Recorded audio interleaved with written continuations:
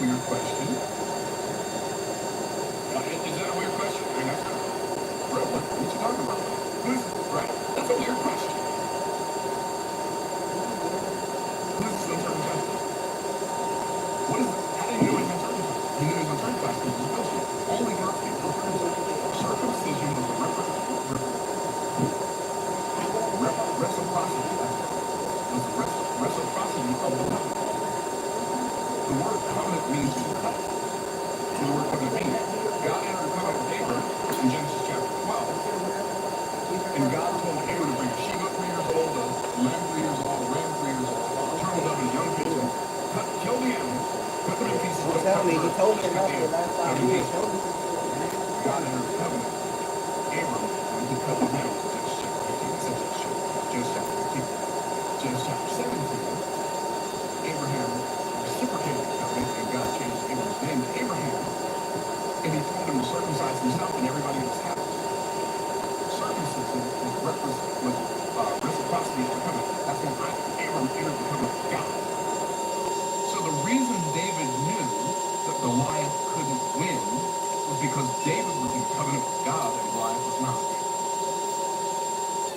And God said, I'm going to curse those that curse you. So David knew Goliath didn't have a chance. Because David could see the invisible truth that everybody else was blind to. Are y'all picking up what I'm putting down? And the same thing happened here. Your problem is not an access. It's an inheritance. Your problem is not an ability problem. It is an awareness. And when you become more aware of what's already there, your awareness is what gives you access. People who are doing great things with less than you have, with less resources, less skill, less talent, less experience than you, they're doing it because they're aware of something that you're not. Period. There is no logical explanation for Myron Freddie Golden. That's me. To have a successful business when I was born in a segregated hospital in Tampa, Florida in 1961, and I grew up in a time where black people weren't even allowed to be born in Tampa General. I can remember driving through North Carolina and South Carolina and Georgia, and we could buy gas at the gas station, but we couldn't go inside and use the bathroom. I remember it. That's in my lifetime. I remember in 1995 speaking at a church in Birmingham, Alabama, during a week when they had a Ku Klux Klan rally on the streets of Alabama in 1995. Wherever the road takes you, Chevy is ready to drive you forward with pure power unleashed and future-forward technology. Every path leads to new possibilities. Why am I telling you?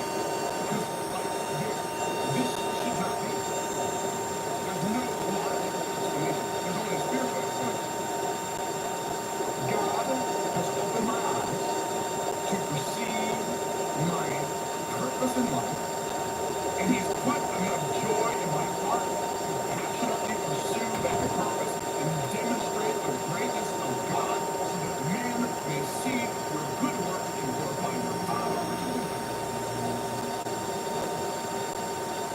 I am not like if I went to school today, the teacher would send me home with an alphabet. I went to learn him. He has ADD, he has ADHD, he has ABCD, EFG. He has a whole alphabet. That's what they do about all of us. I do grade school all the way through. It went down. Why am I telling you this? There's not a lot. I had polio as an infant. I walked with a brace on my leg. I can't run. I can't carry heavy stuff. It's one of his famous quotes. And so the idea that they might say over and over again was amazingly simple and simply amazing. How do we just think, like, I'm just going to make one sandwich? But if I just make this one sandwich to be the best sandwich in the city, I would probably have lines out the door. I don't need to have 20 sandwiches because if I just make this sandwich the best sandwich, and I think about it from the experience of someone eating it, the experience of them waiting for it, the experience of them ordering it, how I source the ingredients, how those are going to get combined, at what temperature, in what order, right? Who's going to be the one providing them? Like, what are the price points of it? Like, all of these types of things it's the obsession on the details that we're living, because you can't go deep if you have too many things. And fundamentally, that's the problem. It's like, myself included, we all have too many things going on. And you just can't go that deep when you're spread too thin. And the thing is that all of the outside returns come on the end of the curve, right? So it's like, you do this work, do this work, do this work, and it's only when you're like, okay, I'm at the 50% mark, meaning I'm like about average. Right, you're at the 75% mark, you're above average, maybe a little bit better, right? But not that much better. You're at the 90% mark. Okay, now we're starting to see it. But the difference between 90th percentile and 95th percentile, boom. Between 95th and 99, boom, in terms of who captures the market. Who's the one that people just can't help but say good things about it, right? And so I just think about, what are these need to believes? What are the things that if I just did one thing, and if you're thinking about this, you're like, well, there's a lot of things that if I did this, it would grow my business. We're not thinking increments. We're thinking orders of magnitude. So yes, if you improve your sales close rate, your business will grow. If you bump your margin by some percent, your business will grow. If you increase your leads, sure, the business will grow. But I'm not talking about those improvements. Those are what I consider the sausage making units. It's the daily, that's the it's just like how you do it. I'm talking about, what are the orders of magnitude changes, the bets that we're going to make with our additional resources. Because fundamentally, let's say you've got 100 people who work for you. You give them 10 if you want. What is that? You have X amount of people who work for you. Maybe they're at 70% utilization, 80% utilization. They've got a little bit of bandwidth on top of the sausage making they have to do every day to keep the train.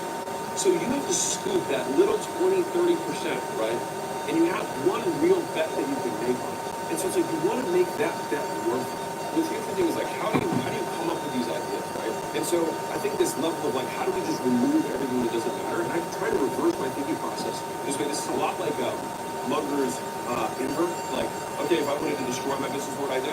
Like, it's a really powerful frame. This is a different frame, which is how much can I take away and still have it be good? And not only be good, but it probably is better. And so I'll give you a real example. In the school games, we basically used to have more calls that we did, and we had more stuff that we put in the community. We had like 3 a week, and then we also had like content was getting